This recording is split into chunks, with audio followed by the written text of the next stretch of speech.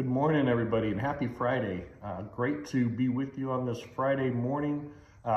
We had a little bit of a dusting of rain out here last night, and the air smells nice. Feeling good this morning, and looking forward to continuing in Peter's epistle here, talking about what Peter in this translation of the Bible that I have, the ESV. This section is titled "Suffering as a Christian." As we've gone through this book of the Bible so far, we see Peter isn't always covering easy stuff, and this is no exception. Suffering as a Christian. We're going to do verses 12 and 13 today, and here's what it says.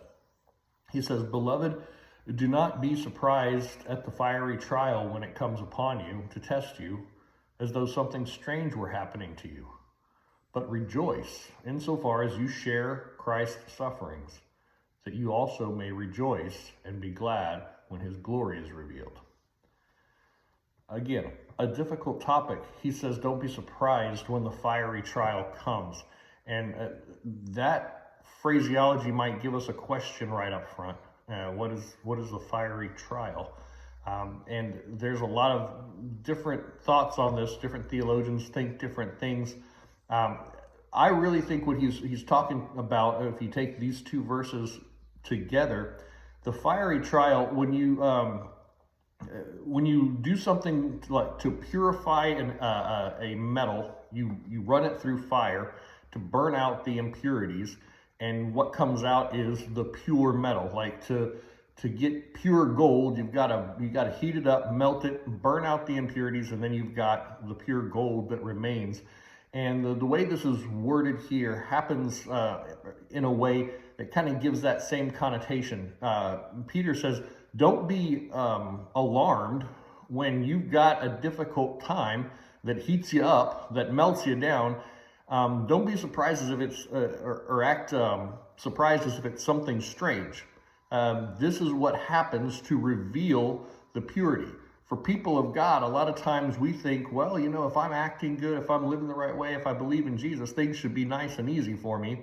But God looks at it differently. He says, no, you've all got impurities in you, and I want you to be closer and closer and closer and closer to my image, closer and closer to me.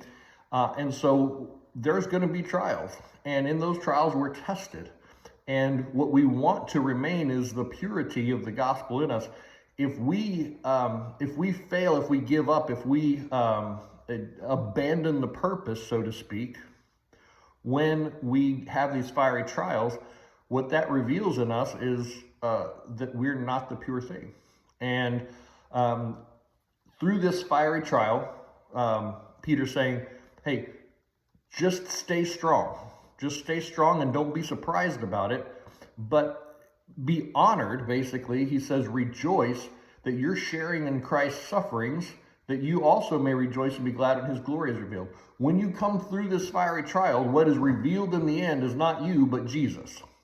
What gets burned off in the process is those parts of us that are just our fleshly nature, the stuff that he's been talking about this whole time, where we want to abandon the passions of the flesh and things like that. Let that stuff be burned off in the fiery trials.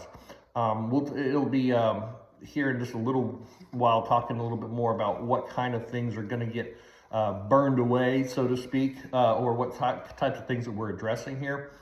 But all in all, the main thing to understand here is that there will be difficult times, and there will be times when our faith is tested. And Peter's saying, allow that test of faith to be something that proves to bring Christ to the surface in you, as part of your witness, as part of how you live. So, pretty short one today, but important one as we live out our lives. Don't be surprised when there are fiery trials. They're not punishment, but they are opportunities for growth and revealing the purity of Christ in you. Hope that is going to be something that lands with you today and sticks with you. I don't know, maybe some of us will have some fiery trials today, and we can remember the grace of God is present in that and revealing Christ's purity in that. Have a blessed day. I look forward to talking to you again, hopefully tomorrow. Bye-bye.